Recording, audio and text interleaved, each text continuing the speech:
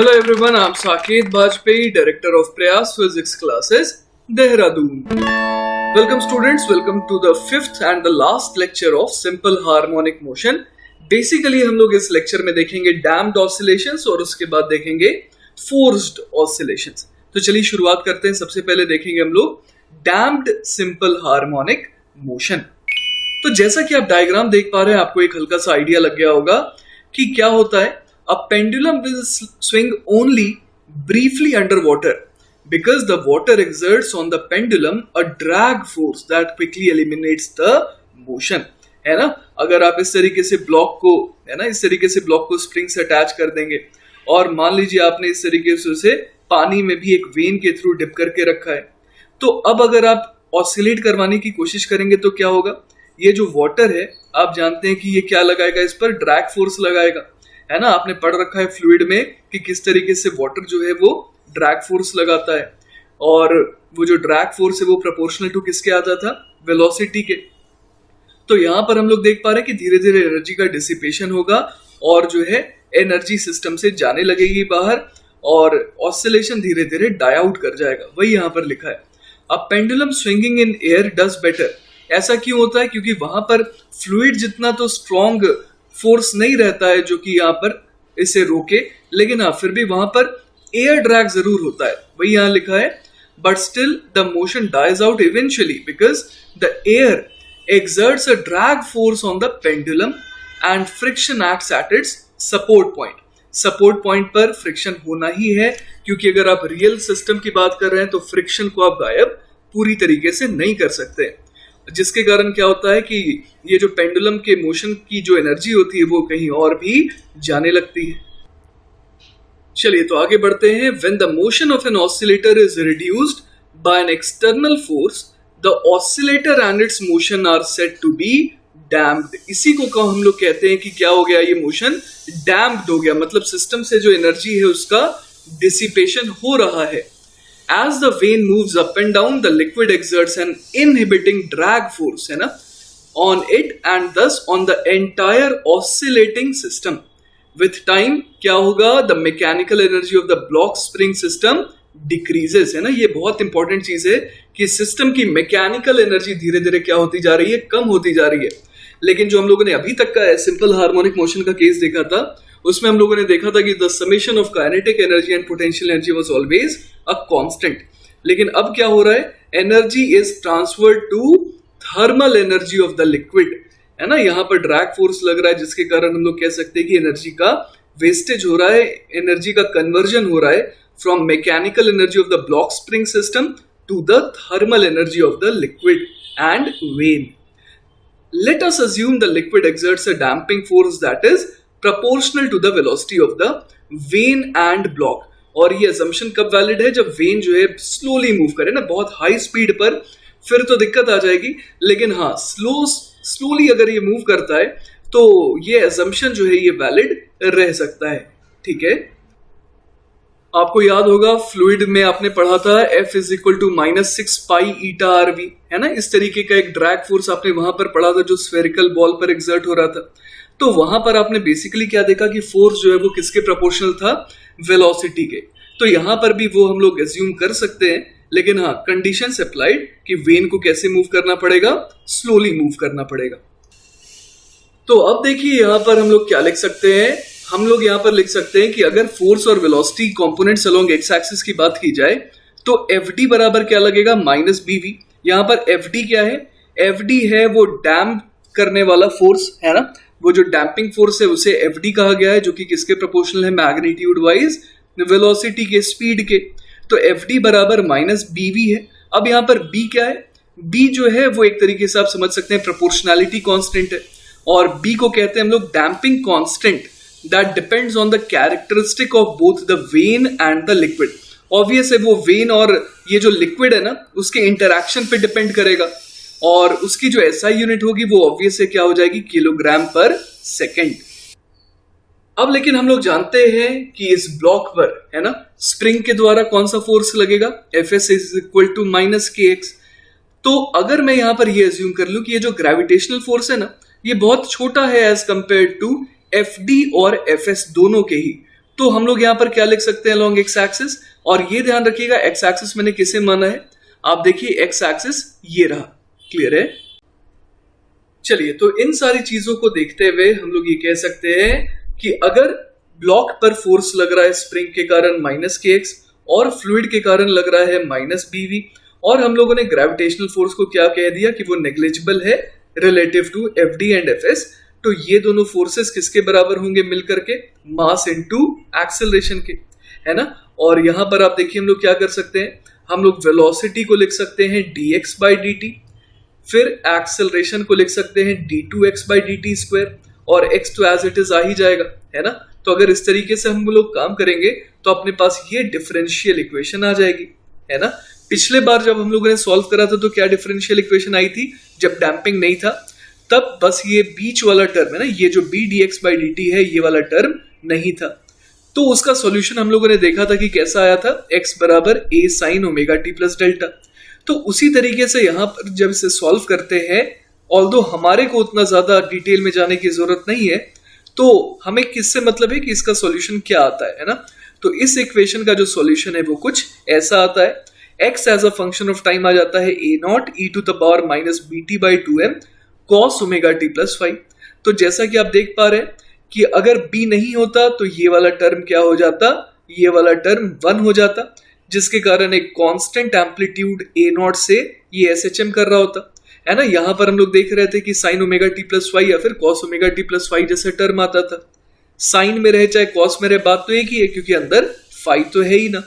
तो हम लोग देख पा रहे हैं कि b के कारण बेसिकली क्या चेंज आया, यहाँ पर b के कारण बेसिकली चेंज ही आया कि एम्पलीट्यूड उसका अब क्या हो गया, वेरिएबल हो गया, क्योंकि आप देख पा रहे हैं यहाँ पर कि उसका एम्पलीट्यूड a0 e की पावर -bt/2m हो गया, जो कि टाइम वेरिंग है। साथ ही साथ ये जो ओमेगा है ये वो ओमेगा नहीं है जो पहले हुआ करता था। पहले जो ओमेगा होता था उसे हम लोग कहते थे ओमेगा नॉट, जिसकी वैल्यू होती थी √k/m, जिसे हम लोग कहते थे natural frequency of the system. लेकिन इस बार जो ओमेगा आया है ना, वो है √k/m - b/2m का स्क्वायर, मतलब ओमेगा में भी एक b का टर्म आ गया। और हम लोगों को पता है कि ओमेगा नॉट क्या होता था, ओमेगा नॉट होता था √k/m। तो हम लोग कंपेयर कर सकते हैं ओमेगा और ओमेगा नॉट को, और हम लोग ओमेगा की वैल्यू क्या लिख सकते हैं, √ω0² - b/2m का होल स्क्वायर। तो ये जो हमारा ओमेगा आया इस बार, इससे हम लोग क्या नाम देते हैं, इसे कहते हैं एंगुलर फ्रीक्वेंसी तो कहते हैं, लेकिन किसका, डैम्प्ड हार्मोनिक मोशन का, है ना। पहले जो ओमेगा नॉट आता था वो किसका आता था, वो अनडैम्प्ड हार्मोनिक मोशन का आता था, जब कोई भी डैम्पिंग नहीं होती थी। लेकिन इस बार क्या हो रहा है, जब डैम्पिंग है तो ओमेगा में चेंज आ गया।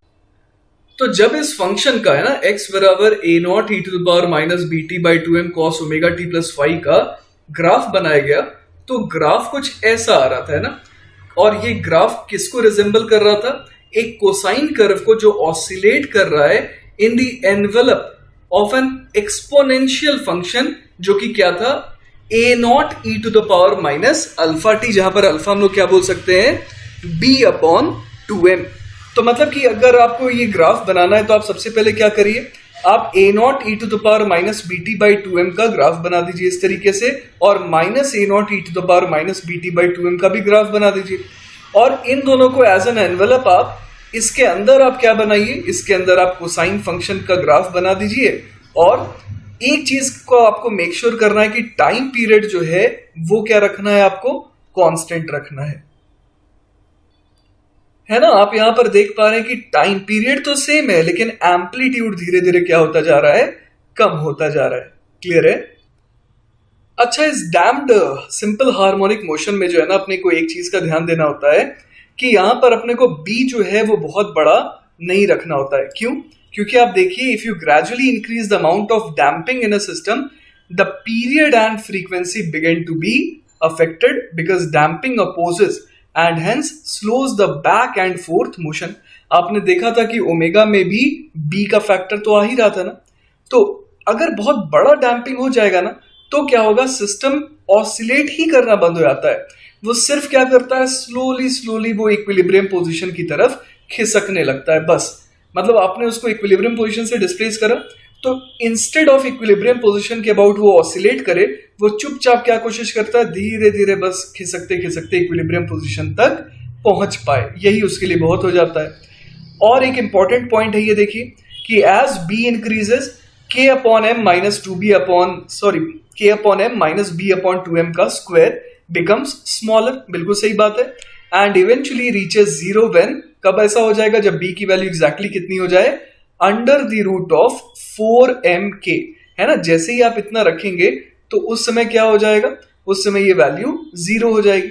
अब उससे ज्यादा अगर आपने b कर दिया तो क्या होगा, ये जो टर्म है k by M minus B by two M का होल स्क्वायर, ये तो अब नेगेटिव बन जाएगा, जिसके कारण जो अंडर रूट में ये पूरा का पूरा टर्म था जिसे हम लोग क्या नाम दिए थे, ओमेगा दिए थे, वो क्या बन जाएगा, कॉम्प्लेक्स नंबर बन जाएगा। चलिए तो अब इस डायग्राम को देखिए। इस डायग्राम में बेसिकली ग्राफ बनाया गया है उसके x का as a function of time, और आप देख पा रहे हैं कि पहला केस कौन सा है, जब B square less than 4mk है ना। उस समय आप देखिए जो डायग्राम हम लोगों ने पहले देखा था वैसा ही कुछ डायग्राम बन रहा है, मतलब कि एम्पलीट्यूड वक्त के साथ क्या होता जा रहा है, कम होता जा रहा है ना। और अगला जो केस है वो किसके लिए, बी स्क्वायर बराबर 4mk, मतलब अब जस्ट क्या हो रहा है, अब जस्ट जो है हम लोग देख पा रहे हैं कि अंडर रूट के अंदर जो टर्म है वो जीरो हो जा रहा है ना। ओमेगा की वैल्यू हम लोगों ने देखी थी ना, ओमेगा की वैल्यू कितनी आती थी, ओमेगा की वैल्यू जो है आप देखिए यहाँ पर under root of omega naught square minus B square upon 4m square आती थी, है ना। तो यहां पर जब हम लोग ओमेगा नॉट की वैल्यू हम लोगों को तो पता है कितनी होती है, under root of k by M होती है ना, omega naught under root of k by M होता है। तो जब b की वैल्यू भर देंगे जो हम लोगों ने अभी अभी देखा, तो ये ओमेगा की वैल्यू क्या आ जाएगी, जीरो आ जाएगी। तो उस कंडीशन को एक्चुअली हम लोग कहते हैं, आप देख सकते हैं यहाँ पर, क्रिटिकल डैम्पिंग, है ना। तो चलिए एक एक करके उन केसेस को डिस्कस करते हैं।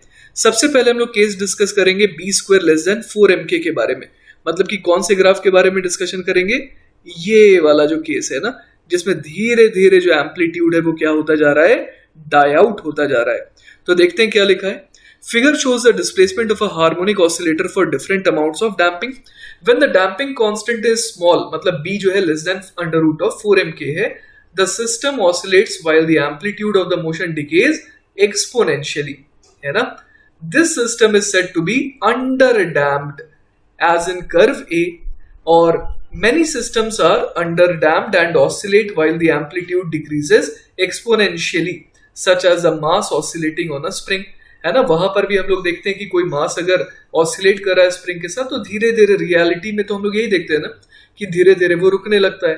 The damping may be quite small but eventually the mass comes to rest, क्योंकि वहां पर एयर ड्रैग तो रहेगा ही, और अगर लिक्विड में ये काम कर रहे हैं तो तब तो होना ही है, फ्लूइड के कारण ड्रैग फोर्स लगेगा। अब चलिए हम लोग बात खत्म करते हैं ए पार्ट की, अब बात चालू करते हैं बी केस की, है ना, जिसमें ये वाला डायग्राम आपको दिख रहा है, जिसमें आपको दिख रहा है कि ये जो रेड वाली लाइन है ना, ये जो रेड वाली लाइन है ये धीरे धीरे क्या होती जा रही है, एक्स एक्सिस को टेंड करती जा रही है। तो देखते हैं इसके बारे में क्या लिखा है।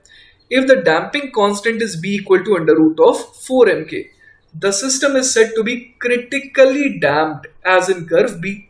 और उसका एग्जाम्पल भी देखिए यहां दिया हुआ है। An example of a critically damped system is the shock absorbers in a car.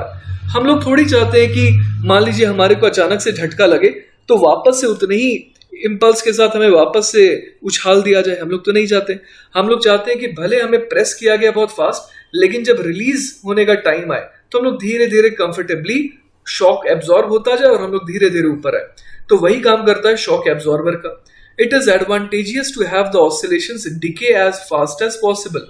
Here the system does not oscillate. यहाँ पर सिस्टम क्या कर रहा है, ऑसिलेट नहीं कर रहा है, लेकिन क्या कर रहा है, asymptotically approaches the equilibrium condition as quickly as possible।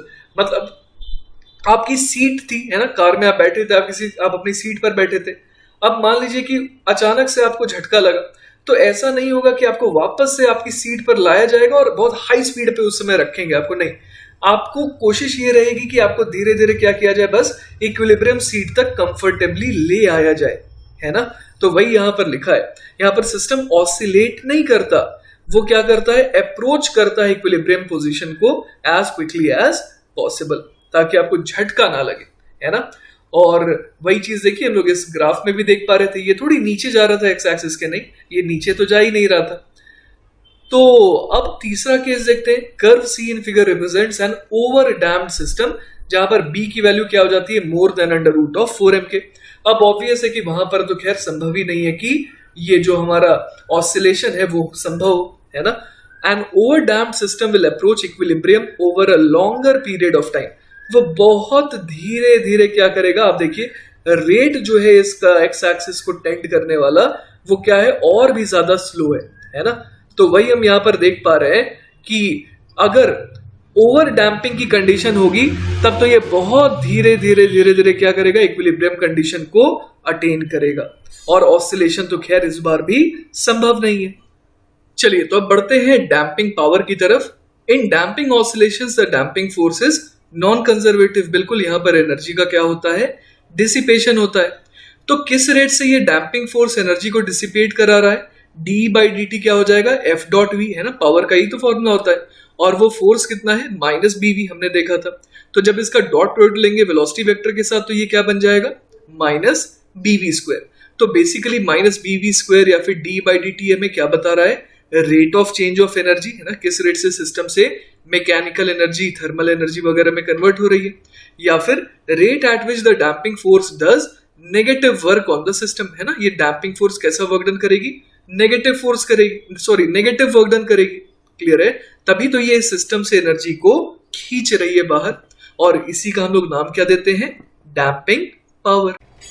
चलिए तो नेक्स्ट टॉपिक देखते हैं, डैम्प्ड एनर्जी। एक्चुअली होता ये है कि इस बार मैकेनिकल एनर्जी क्या होती चली जाती है, सिस्टम की कम होती जाती है, जिसके कारण इस बार हम लोग जो है energy as a function of time किस तरीके से लिख सकते हैं।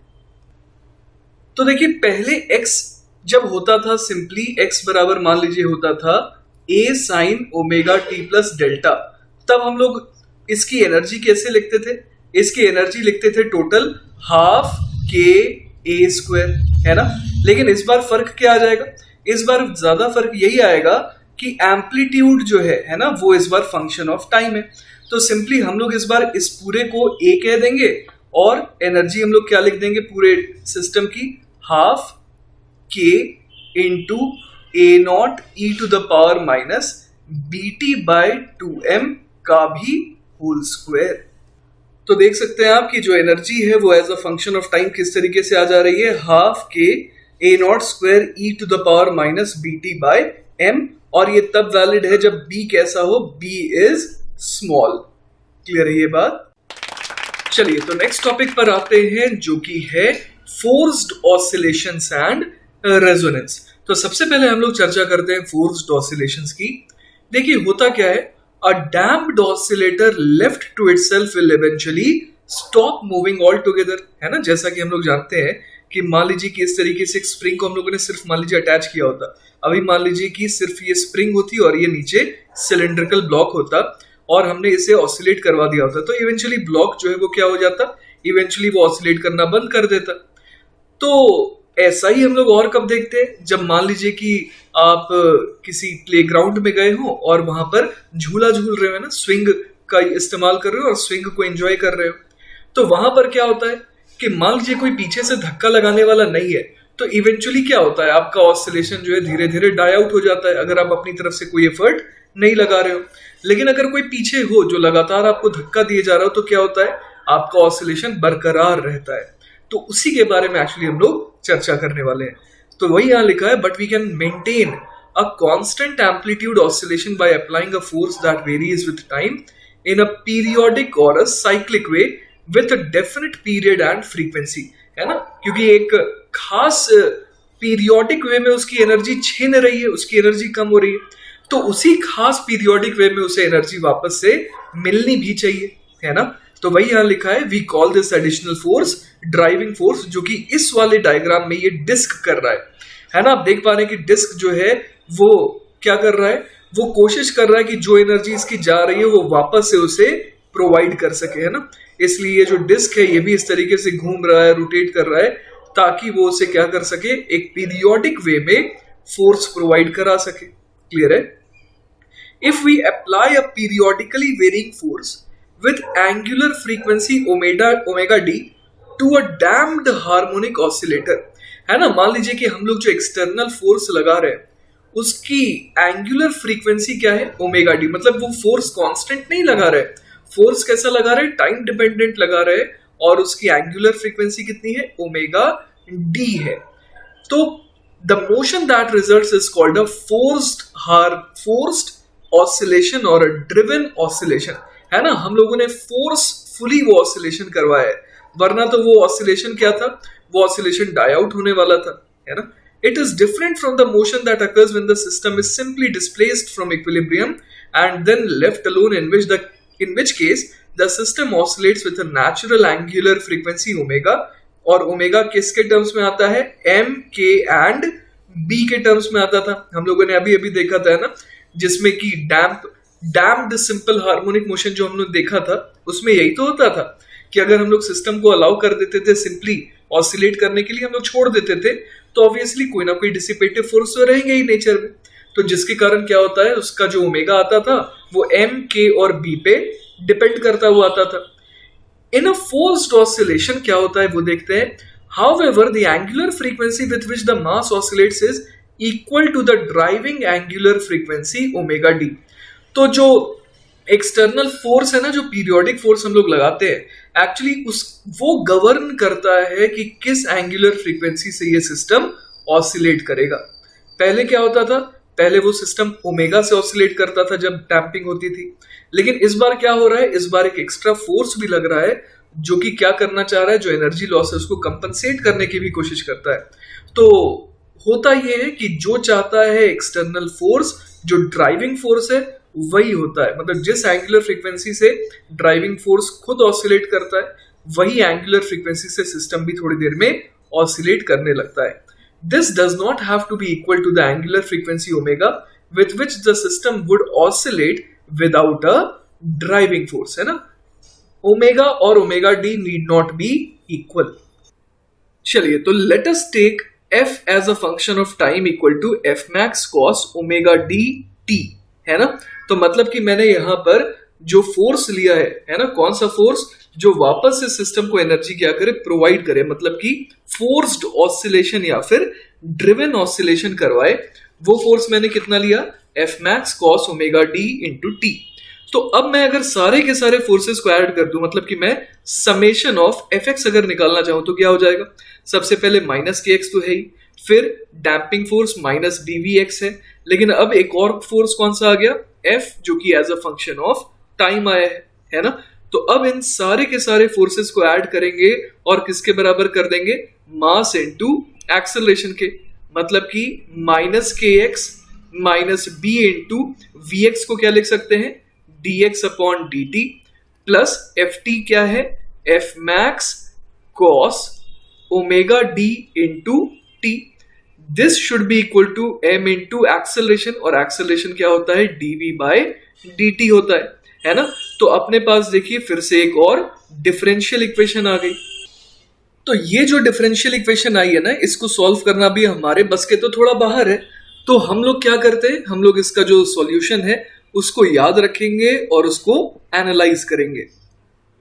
तो ये रहा रिजल्ट ये है कि amplitude of the driven oscillator, जो कि अब क्या रहेगा, कांस्टेंट रहेगा ना। अब इसका एम्पलीट्यूड समय के साथ घटेगा नहीं बल्कि कांस्टेंट रहेगा, और उसकी वैल्यू क्या होती है, F max upon under the root of k minus m omega d square का भी whole square plus b square omega d का स्क्वायर। तो ये डेटा आपको याद रखना है, ये वैल्यू आपको याद रखनी है। अब देखिए यहां पर कि मान लीजिए कि b जो है वो फिक्स्ड है ना। तो उस केस में आप देखिए यहां पर कि जो डिनोमिनेटर है, डिनोमिनेटर में जो लेफ्ट साइड वाला टर्म है उसको तो छोटा से छोटा किया जा सकता है, और कितना छोटा किया जा सकता है, 0। कब होगा वो, जब k minus m omega d square, है ना, ये टर्म कितना हो जाए, 0 हो जाए। ऐसा कब होगा, जब ओमेगा डी की वैल्यू कितनी आ जाए, under the root of k upon m। तो इसका मतलब क्या हो गया, इसका मतलब ये हो गया कि जो एम्पलीट्यूड है वो मैक्सिमम कब होगा, जब ओमेगा डी की वैल्यू कितनी हो जाए, अंडर द रूट ऑफ के बाय एम हो जाए। ये अंडर रूट के बाय एम जो टर्म आया, ये आपको जाना पहचाना लग रहा होगा। ये बहुत पहले कब आया था, ये बहुत पहले तब आया था जब हमने किसी भी तरीके का डैम्पिंग नहीं पढ़ा था, है ना, तो जब कोई भी डैम्पिंग नहीं होती थी, कहने का मतलब ये है कि जब हम लोग बात करते थे अनडैम्प्ड ऑसिलेटर की, उस केस में ओमेगा कितना आता था, अंडर द रूट ऑफ के बाय एम। तो बेसिकली ये कौन सा टर्म है, ये है ओमेगा नॉट। और इस केस में जब ओमेगा डी है ना ओमेगा नॉट के बराबर है और ये लेफ्ट हैंड साइड ये जो टर्म है ये जीरो हो जा रहा है, तो उस समय एम्पलीट्यूड कितना आ जा रहा है, जो एम्पलीट्यूड है उसकी वैल्यू आ जा रही है एफ मैक्स डिवाइडेड बाय कितना हो जाएगा, ये डिनोमिनेटर ये हो जाएगा बी ओमेगा डी। क्लियर है ये बात। तो बेसिकली हम लोग देख पा रहे हैं क्या कि यहाँ पर एम्पलीट्यूड जो है वो 1/b के प्रोपोर्शनल आ रहा है। तो हमने क्या देखा अब तक, हमने देखा कि एम्पलीट्यूड आ रहा था f max upon under the root of this complicated value, लेकिन अगर ओमेगा डी की वैल्यू किसके बराबर हो जाए, वो बराबर हो जाए अंडर रूट के बाय एम या फिर ओमेगा नॉट के बराबर हो जाए, तो उस केस में क्या हो जाता है कि डिनोमिनेटर जो है जो जितना छोटा हो सकता था उतना छोटा हो जाता है, जिसके कारण ओवरऑल जो फ्रैक्शन है वो क्या हो जाता है, वो बड़ा हो जाता है। तो ए की मैक्सिमम वैल्यू कब आएगी, जब ओमेगा डी क्या हो जाए, ओमेगा नॉट के बराबर हो जाए। और ए की मैक्सिमम वैल्यू कितनी आ जाती है, ए की मैक्सिमम वैल्यू आ जाती है F max upon b omega d या फिर f max upon b omega. मतलब एम्पलीट्यूड जो है वो किस पे अब डिपेंड करता हुआ दिख रहा है, एम्पलीट्यूड डिपेंड करता हुआ दिख रहा है बी के ऊपर, है ना। तो आइए इसको और एनालाइज करते हैं। यहाँ पर हम लोग देख पा रहे हैं कि जो एम्पलीट्यूड है ना, वो किस पे डिपेंड कर रहा है, बी के ऊपर कर रहा है। जब हम लोग ओमेगा डी को किसके बराबर कर दे रहे हैं, ओमेगा नॉट के। तो वही देखिए यहाँ पर ग्राफ बना है हमारे सामने, और इस ग्राफ में आप क्या देख पा रहे हैं कि omega D upon omega x axis के लॉन्ग है ना। तो हम लोग ये देख पा रहे हैं कि ऑब्वियस है कि पीक कहां पर आएगा, जब omega d equal to omega हो जाए। यहाँ पर ओमेगा क्या है, यहाँ पर ओमेगा जो है वो बेसिकली ओमेगा नॉट है ना। तो ये तो कंफर्म है कि जब omega D upon omega naught की वैल्यू 1 रहेगी तो वहां पर हमारे को बिल्कुल पीक दिखना चाहिए, है ना।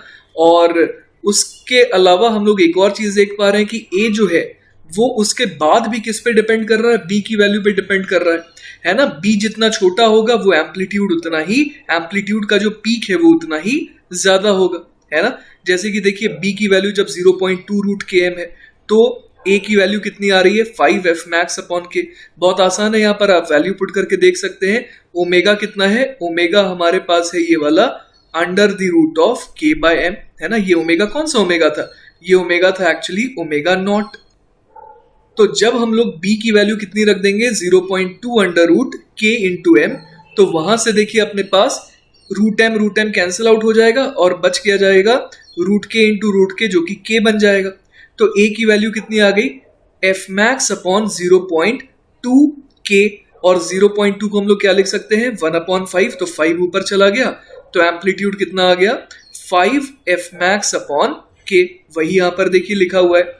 उसी तरीके से आप देखिए कि जैसे जैसे b की वैल्यू बढ़ रही है ना, पीक धीरे धीरे छोटा होता जा रहा है और छोटा होता जा रहा है। फिर एक ऐसा टाइम आ रहा है जब क्या हो रहा है, जब पीक बनना ही बंद हो जा रहा है ना। तो यहाँ पर वही लिखा है देखिए, ग्रेटर डैम्पिंग लार्जर बी, है ना। ग्रेटर डैम्पिंग का मतलब क्या हो गया कि बी की वैल्यू क्या है, लार्जर है। तो उस केस में क्या हो जा रहा है, पीक जो है वो ब्रॉडर हो रहा है ना, जैसे पीक जो है धीरे धीरे और चौड़ा होता जा रहा है। और क्या हम लोग देख पा रहे हैं, पीक बिकम्स लेस शार्प। जैसे पहले कैसा बढ़िया सा ऊपर मैक्सिमा आता था वैसा नहीं बन पा रहा है, तो peak becomes broader, peak becomes less sharp. और एक और चीज हम लोग देख पा रहे हैं कि peak shifts towards lower frequencies, है ना। उस कॉम्प्लिकेटेड से डिफरेंशियल इक्वेशन को सॉल्व करके ये सारी चीजें हासिल हुई है कि पीक जो है वो किधर शिफ्ट करने लग रहा है, टुवर्ड्स लोअर फ्रीक्वेंसीज, है ना। और ये भी नोटिस किया गया, एक्सपेरिमेंटली ये देखा गया कि जब b की वैल्यू क्या आ रही है, ग्रेटर देन, बढ़ते बढ़ते कितनी हो गई, under the root of 2 km से भी ज्यादा हो गई, तब ये देखा गया कि पीक डिसअपियर्स कंप्लीटली। आप एक और मजेदार चीज यहां पर ऑब्जर्व कर सकते हैं कि अगर मान लीजिए कि ओमेगा डी की वैल्यू हो जाए 0, है ना, ओमेगा डी की वैल्यू कितनी हो जाए, 0 हो जाए, तो उस केस में देखिए क्या होगा, उस केस में a की वैल्यू कितनी आ जाएगी, एफ मैक्स डिवाइडेड बाय, ये भी गायब, तो बच क्या गया, एफ मैक्स अपॉन के हो जाएगा। So this corresponds to a constant force F max and a constant displacement capital A जिसकी वैल्यू कितनी आ रही है F max upon K from equilibrium, और ये हम लोग एक्सपेक्ट भी कर सकते हैं। यही चीज तो हम लोग इस ग्राफ में भी देख रहे थे ना। आप देखिए जब omega D upon omega naught की वैल्यू कितनी हो गई थी, 0 हो गई थी, तो उस समय एम्पलीट्यूड कितना आ रहा था, कांस्टेंट, जिसकी वैल्यू कितनी थी एफ मैक्स अपॉन के। तो हमने एक बहुत इंपॉर्टेंट चीज देखी, वो क्या है कि जब omega D upon omega naught बराबर कितना हो जा रहा था, 1 हो जा रहा था, है ना। इस जगह पर जब हम लोग थे तब हम लोगों ने नोटिस करा कि एम्पलीट्यूड क्या आ रहा था, मैक्सिमम आ रहा था। तो इसका मतलब इस केस में वेलोसिटी का भी जो एम्पलीट्यूड है वो क्या आएगा, मैक्सिमम आएगा। तो एक्चुअली रेजोनेंस यही होता है ना, the fact that there is an amplitude peak at driving frequencies कब close to the natural frequency of the system is called resonance. मतलब कि जब ड्राइविंग फ्रीक्वेंसी क्या हो जाए, close to natural frequency of the system हो जाए, तब जो फेनोमेना होता है उसे हम लोग रेजोनेंस कहते हैं ना। मतलब कि जो ड्राइवर है, मतलब जो ड्राइव कर रहा है, जो ऑसिलेट करवाना चाह रहा है, वो फ्रीक्वेंसी जो यूज कर रहा है वो मैच कर जाए किसके साथ, जिस फ्रीक्वेंसी में खुद वो जो सिस्टम है वो चाहता था ऑसिलेट करना, है ना। तब जाकर के क्या हो जाता है, एक तरीके से यहाँ पर हम लोग फिनोमेना कहते हैं कि रेजोनेंस हो जा रहा है ना। और उस केस में एम्पलीट्यूड बहुत हाई हो जाता है। So thus if you push a swing at its natural angular frequency, the displacement and velocity amplitudes will increase to large values. मतलब कि आपने ये चीज नोटिस भी करा होगा, अगर आप किसी बच्चे को स्विंग में झुला रहे हैं ना, झूले में झुला रहे हैं, तो क्या होता है, आप सही टाइम पर अगर उस बच्चे को पुश देंगे तो क्या होगा, वो बच्चा सही में अच्छे तरीके से झूलता रहेगा। अगर आप गलत समय पे उसे धक्का दे रहे हैं तो हो सकता है कि वो उतना इफेक्टिव ना रहे, और आप वो ट्रायल एंड एरर से धीरे धीरे सीख जाते हैं कि एग्जैक्टली किस समय पर अपने को उस झूले को धक्का देना चाहिए। तो वही यहाँ पर लिखा है, the displacement and velocity amplitudes will increase to large values, a fact that children learn quickly by trial and error। वो उनके अंदर easily आ जाता है ना। If you push at other angular frequencies, either higher or lower, the displacement and velocity amplitudes will be smaller। बिल्कुल सही बात है, ये आपने प्रैक्टिकली भी फील करा होगा। तो बच्चों ये रेजोनेंस खुद में ही बहुत इंपॉर्टेंट और बहुत ही इंटरेस्टिंग टॉपिक है। एक्चुअली इसके कुछ एग्जाम्पल्स के थ्रू हम लोग इसको और अच्छे से समझ सकते हैं। All mechanical structures have one or more natural angular frequencies, and if a structure is subjected to a strong external driving force that matches one of these angular frequencies, the resulting oscillations of the structure may rupture it। है ना, mechanical structures के पास क्या होते हैं, more than one natural angular frequency होता है, और अगर जो एक्सटर्नल ड्राइविंग फोर्स है वो मैच कर जाए उसी एंगुलर फ्रीक्वेंसी के साथ, तो क्या होगा, तब बहुत जबरदस्त ऑसिलेशन होने लगता है उस मैकेनिकल स्ट्रक्चर का। ऐसा ही एक एग्जांपल है कि aircraft designers must make sure that none of the natural angular frequencies at which a wing can oscillate, है ना, जिस नेचुरल एंगुलर फ्रीक्वेंसीज पर विंग ऑसिलेट कर सकता है, उस एंगुलर फ्रीक्वेंसी का कोई भी इंजन वो नहीं रखता है। तो वही यहां लिखा है, eight which a wing can oscillate matches the angular frequency of the engines in flight। A wing that flaps violently at certain engine speeds would obviously be dangerous। हम लोग नहीं चाहेंगे कि सफर के दौरान ये जो हमारा विंग है ना, एयरक्राफ्ट का जो विंग है, वो सडनली क्या करे, बहुत हाई स्पीड पर वो वायलेंटली फ्लैप करना चालू हो जाए। और वो भी किस कारण से वो फ्लैप करना चालू कर देगा, बिकॉज की रेजोनेंस हो गया, है ना। जो इंजन की फ्रीक्वेंसी है वो एक तरीके से किसकी फ्रीक्वेंसी से मैच कर जाएगी, वो अगर मैच कर जाती उस विंग की नेचुरल फ्रीक्वेंसी से, है ना। चलिए मैं आपको एक और कहानी सुनाता हूं जिसमें रेजोनेंस के कारण भारी दुर्घटना हुई थी। Resonance appears to be one reason buildings in Mexico collapsed in September 1985 when a major earthquake, जिसको रिक्टर स्केल पर 8.1 मेजर किया गया था, occurred on the western coast of Mexico।